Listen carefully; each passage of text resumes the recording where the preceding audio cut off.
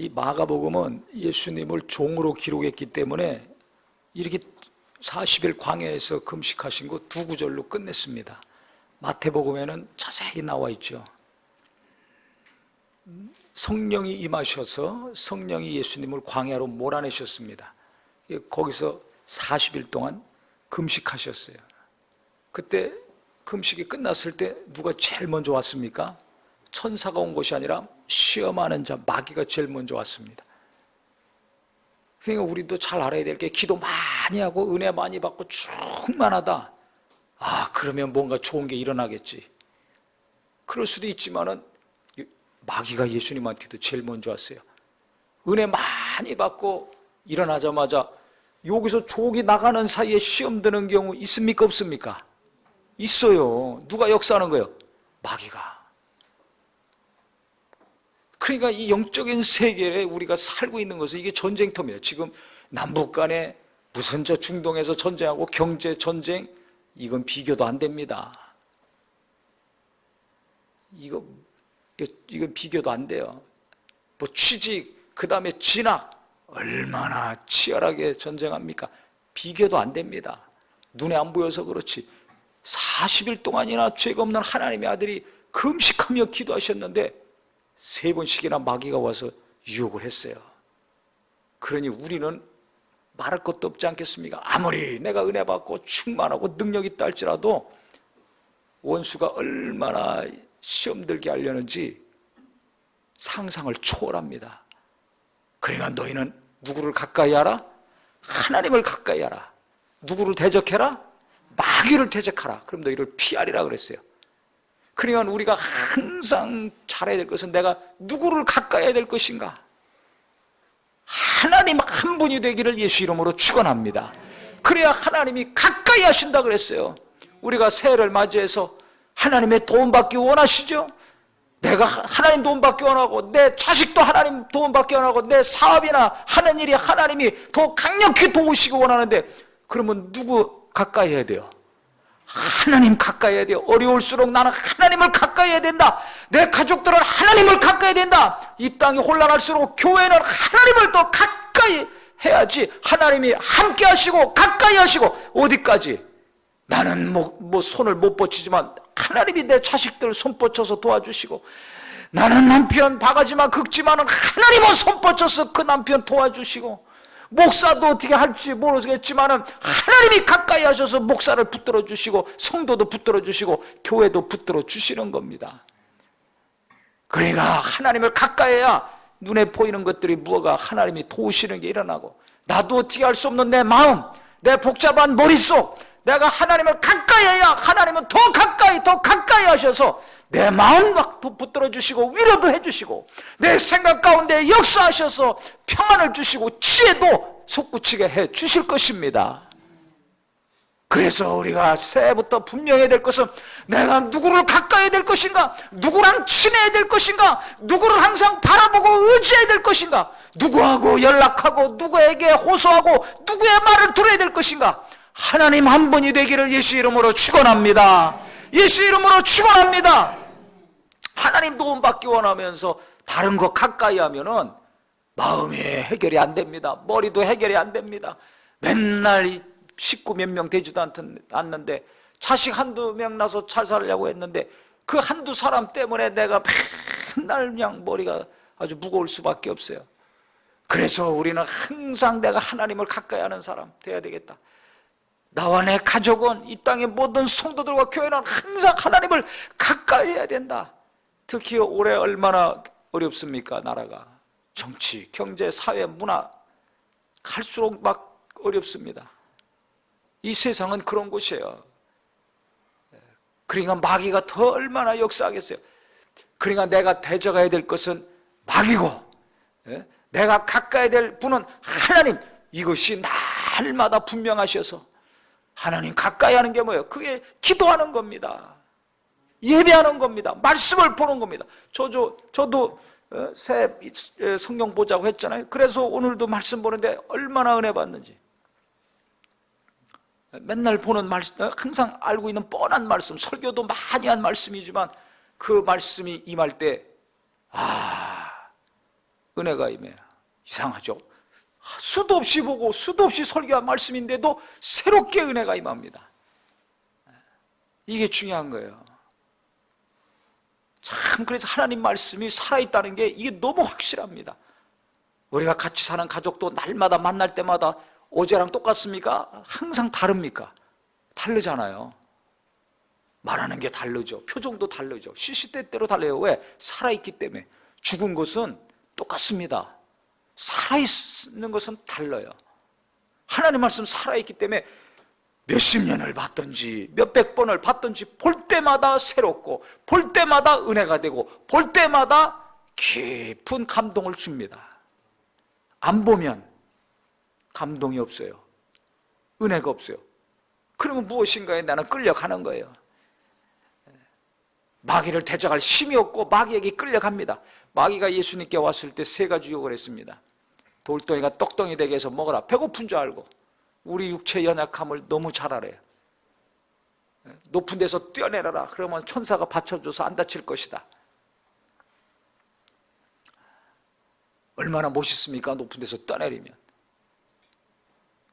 유혹을 했습니다. 안목의 정욕으로 유혹을 한 거야. 다 멋있으려고 얼마나 노력합니까? 잘 보이려고 얼마나 노력합니까? 인정받으려고 얼마나 했습니까? 그 다음에 나한테 한 번만 잘해라. 내 이 천하 영광 다 주겠다. 권력에 대한 욕심이 누구나 다 있어요. 두세 사람이 모이면 다 누구나 머리가 되려고 그래요. 부부간에도 왜 싸웁니까? 머리가 되려고 그래서 그래요. 주도권을 잡으려고 그래서 그런 거예요. 어디 가나 자기가 머리가 되려는 사람이 있어요. 자기가 남들보다 높아지려는 마음이, 그 제자들도 그것 때문에 갈등하고 다툰 거 아닙니까? 이생의 자랑이 있다는 거예요. 뭔가 자랑하고 싶어. 이게 누구나 다 있어요. 이것은 마귀로부터 온 거라고 성경은 분명히 말하고 있어요. 요한일서 2장 15절 16절. 육신의 종교, 안목의 종교, 이생의 자랑. 이것은 세상으로부터 온 것이요 아버지께로 온 게 아니라는 겁니다. 그래서 이 세상이나 세상에 있는 것들을 사랑하지 말아라. 왜? 그것은 육신의 종교, 안목의 종교, 이생의 자랑인데 이는 아버지께로 온 게 아니다. 마귀로부터 온 것이라는 겁니다. 그러니까 내가 정신 못 차리고 있으면 하나님을 가까이 하는 것을 게을리하거나 안 하면, 기도 안 하고 말씀을 가까이 하지 않으면 무슨 일이 일어나는가? 육신의 종욕, 안목의 종욕, 이생의 자랑을 통해서 마귀는 나를 딱 꿰가지고 끌고 다닙니다. 근데 나는 모르죠. 이미 코가 딱 깨가지고 끌려다니는데 그거 모르는 거예요. 아유, 나는 내가 무슨 정욕이 있습니까? 아유, 나는 뭣도 안 내고 수수하고 검소하게 사는데요. 아유, 나는 높은 자리에 꿈도 안 꾸는데요. 잘 생각해 보세요. 내가 뭐 때문에 갈등하고 괴로운가? 이 세 가지입니다. 이 세 가지에서 벗어날 수가 없어요. 모든 근심과 염려와 고민의 그 근본은 이 세 가지 중에 하나입니다. 어떤 경우는 두 가지, 어떤 경우는 세 가지가 다 역사하죠. 누가 그걸 불러일으키는 겁니까? 마귀가. 그래서 마귀를 대적하라는 것은 육신의 정욕을 대적하라, 안목의 정욕도 대적하라, 이생의 자랑도 대적하라는 겁니다. 옷은 검소하게 하지만은 이생의 자랑이 충만한 사람이 있어요. 어디 가든지 자기 자랑하죠. 어디 가든지 자기 공로 앞세우죠. 어디 가든지 인정받으려고 그러고 높은 자리에 앉으려고 그러고. 그거 안 그러면 시험 들어요. 왜 날 인정 안 해줘? 왜 날 안 세워줘? 겉으로 볼 땐 얌전하고 겸손한 것 같지만 이생의 자랑이 있으면 그 사람 감투 줘야지, 안 주면 교회도 안 나옵니다. 그래서 그 사람 붙들려고 감투 주는 교회들도 있어요. 큰 교회건 작은. 그래서 뭐라도 줘야지, 안 주면 시험 들든지 없어져 버려요. 안 보여. 왜 그래요? 이생의 자랑이 있으면 그렇게 됩니다. 안목의 정욕. 얼마나 안목의 정욕이 충만한, 요즘 애들도 다 화장하고 다니잖아요. 그 순수하고 있는 것대로 너무 아름다운데 그냥 막 칠하고, 요즘 애들은 추운데도 막 얼마나 학생들이 치마가 짧아지고 있어요. 교복도 이게 치마인지 팬티인지 구분하지 못할 정도로. 왜 그럴까요? 추운데 왜 그렇게 하고 다니? 그게 안목의 정욕 때문에 그래요. 10대, 20대 때 안목의 정욕이 최고조로 달합니다. 이생의 자랑, 안목의 정욕, 그 다음 육체의 정욕. 잘 아시죠? 이것들을 죽이라는 거예요. 그래서 그리스도 예수의 사람은 정과 욕심을 십자가에 못 박았다고 성경은 얘기하고 있는 겁니다. 예수님이 내 죄를 담당하셨어요. 이 세 가지를 담당하신 것입니다. 아담이 범죄함으로 하나님과의 관계가 끊어진 다음에 인간에게는 이 세 가지 정욕이 생겼어요. 그래서 이 육체가 있는 이상은 세 가지가 계속해서 나를 괴롭힙니다. 그래서 성령의 소욕과 육체의 소욕이 서로 갈등한다고 그랬죠. 너희는 성령의 소욕을 쫓아 행하라. 그러면 육체의 욕심을 이루지 아니하리라고 그랬습니다. 그러면 어떻게 해야 내가 성령의 이끌림을 받습니까? 성령의 소욕을 쫓아 삽니까? 그게 바로 기도예요. 그래 예수님도 이 땅에 오셔서 하나님의 아들이시지만 성령 받으신 다음에 제일 먼저 한 것은 몰아내셔서 기도하게 하셨습니다. 그것도 그냥 기도가 아니라 금식하며 기도하게 하셨습니다. 그래서 우리가 2020년 새해를 시작하면서 무엇을 해야 될 것인가? 예수님이 하신 것처럼 나도 우리도 기도로 시작하는 가정이요 성도요 교회가 되기를 예수 이름으로 축원합니다. 어떻게 사업을 해야 될 것인가? 기도로 시작하는 사업이요 직장일이요 학교 공부가 되기를 예수 이름으로 축원합니다. 기도가 처음이에요. 이 땅에 오셔서 아버지 일을 하려고 육체까지 입고 오셨는데 그가 처음 하신 것, 성령이 임하시면서 제일 먼저 하게 하신 것은 기도였습니다. 그래서 옛날에는 새해가 되면 금식 기도 많이 했습니다. 근데 금식 기도는 다 없어졌어요. 왜? 하기 싫으니까, 힘드니까. 밥 먹고 합시다. 밥 먹고 하는 기도도 없어졌어요. 아, 여행 갑시다. 다 여행 다니잖아요. 그러니까 안목의 정욕, 이생의 자랑, 육체의 정욕에 다 예수 믿는다면서도 이미 다 코들이 깬 겁니다. 금식하며 기도 안 합니다. 밥 먹고도 기도 안 합니다. 지금도 보세요. 기도 일주일에 한 번 하는 기도에 몇 명이나 나옵니까? 몇 프로 나옵니까? 교회들마다 한산합니다. 시간도 팍팍 줄어들었고 한 시간 집중적으로 기도 못하는 교인들 많습니다. 왜 그래요? 하나님 가까이 할 능력이 없는 거예요. 이게 무서운 겁니다.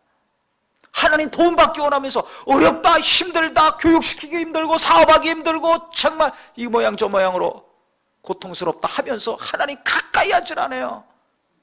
다른 거는 몇 시간씩 하면서 1시간, 2시간 기도할 수가 없어요. 1시간, 2시간 성경에 푹 빠져서 은혜에 참기질 못합니다. 핸드폰은 몇 시간씩 보잖아요. 먹으러는 몇 시간씩 하잖아요. 수다 떠는 것도 몇 시간씩 하잖아요. 영화도 한두 시간씩 보잖아요. 오고 가는 거 가면 3시간, 4시간입니다. 영화 2억 명 이상이 봅니다. 우리나라 매년. 그 국민 1인당 평균 4번, 5번 본 거예요.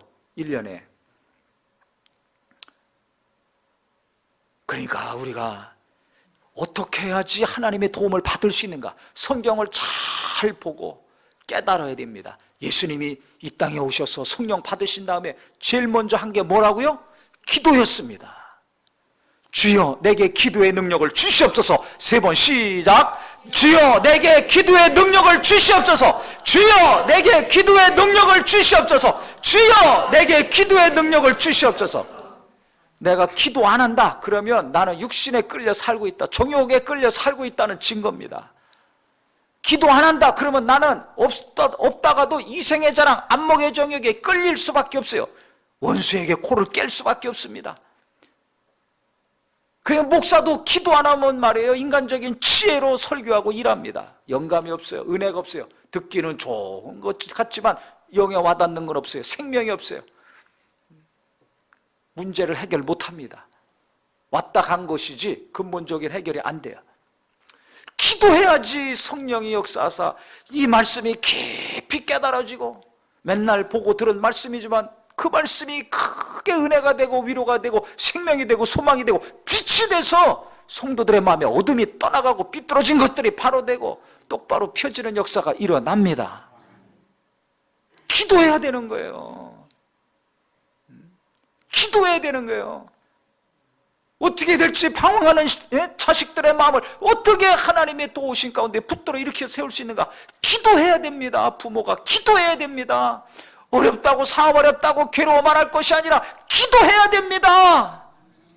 예? 출근해서 기도하는 아버지들이 되기를 바랍니다. 괴롭다, 죽겠다, 어떻게 해야 될까 떨고만 있지 말고 기도하는 어머니가 되기를 예수 이름으로 축원합니다. 기도하는 사람은 떨지 않아요. 기도하는 사람은 무너지지 않아요. 기도하는 어머니가 있는 가정, 아버지가 있는 가정, 자식이 있는 가정은 반드시 하나님의 영광을 봅니다. 왜? 원수를 대적하고 물리칠 수 있는 힘이 있으니까. 근데 기도하지 않으면 여기서 당하고 저기서 당하고 맨날 그도 터지게 되어 있습니다.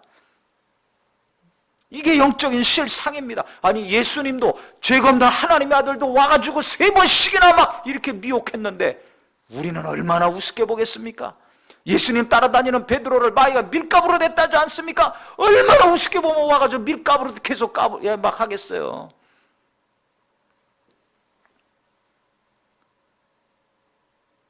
근데 예수님의 말씀으로 3번이나 물리쳤어요. 기록되었을 때 사람이 떡으로만 살 것이 아니라 하나님 입에서 나오는 말씀으로 살아야 된다. 기록된 말씀으로 3번 다 물리치셨습니다. 그랬더니 마귀가 꼼짝 못하고 떠났습니다. 그 다음에 천사들이 와서 수종 들더라 그랬어요. 천사는 그 다음에 왔어요. 그래서 주님이 그 다음부터 복음을 증거하시고 공생의 사역을 시작하신 것입니다. 그러니까 우리가 여기서 잘 깨달아야 될 것은 내가 일하기 전에, 올 한 해를 시작하기 전에 뭘 해야 된다? 기도해야 된다. 학교 보내기 전에, 공부하기 전에 뭘 해야 된다? 기도해야 된다. 집에서 나가기 전에 뭘 해야 된다? 기도해야 된다. 교회 가기 전에 뭘 해야 된다? 기도해야 된다. 그래야 은혜를 많이 받습니다. 예배하기 전에 뭘 해야 된다? 기도해야 됩니다. 그래서 우리가 예배 전에 기도하는 거예요. 기도해야 됩니다.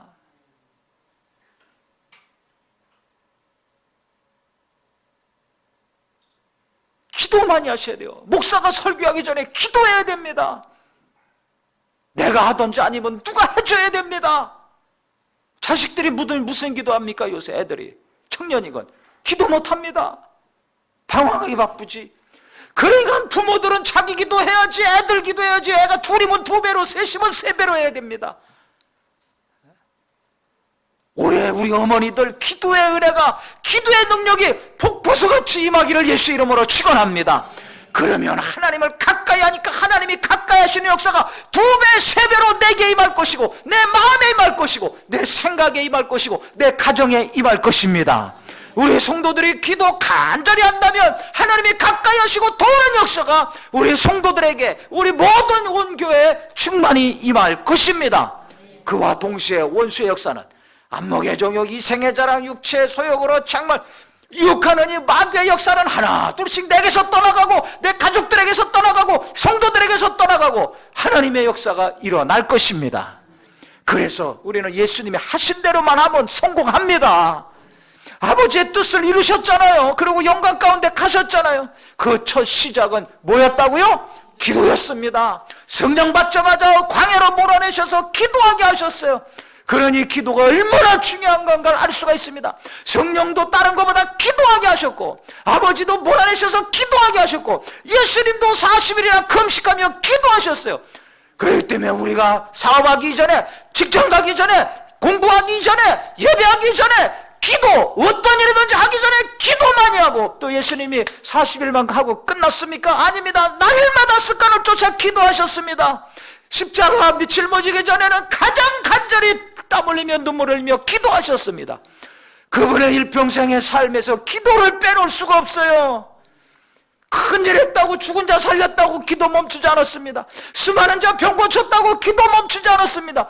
날마다 처음 시작부터 하늘나라에 갈 때까지 그 예수께서 하신 것은 기도였습니다. 이게 너무 중요해요. 그래서 내 이름으로 기도해라, 성령으로 기도해라, 믿음으로 기도해라, 계속해서 강조하고 말씀하신 거예요. 성령도 언제 받았습니까? 제자들이 마가다라바에서 간절히 기도할 때 성령이 임했지 않습니까? 저 사도행전에도 보세요. 언제 성도들이 성령 받고 방언이 터졌습니까? 대부분 기도할 때였습니다. 지금도 마찬가지입니다. 성도들이 기도하고 부모들이 기도하고 젊은이들이 기도할 때 놀라운 역사가 그 심령이 일어나고 가정이 일어나고 세상에서도 강력한 하나님의 역사가 일어나는 것입니다. 그래서 우리 이 시간에 기도할 땐 주여 내가 기도하지 않고 살았던 거 용서하여 주시옵소서. 그리고 오늘부터 내가 기도할 수 있는 능력이 임하게 하여 주시옵소서. 예수님도 이 땅에 오시자마자 기도하시고 날마다 기도하시고 십자가 짊어지기 전에는 가장 간절히 기도하셔서 죽음과 부활을 맛보시고 보좌에서 영광 가운데 역사하신 것처럼 나도 오늘부터 기도하고 올 한해 기도하고 날마다 기도할 때 하나님이 도우시는 놀라운 형통한 역사가 마귀를 대적해서 물리치고 하나님이 가까이 하시는 이 거룩한 역사가 나와 내 가정과 모든 교회에 임하게 하여 주시옵소서. 우리 이를 위해서 예수 한번 부르고 간절히 같이 기도하겠습니다.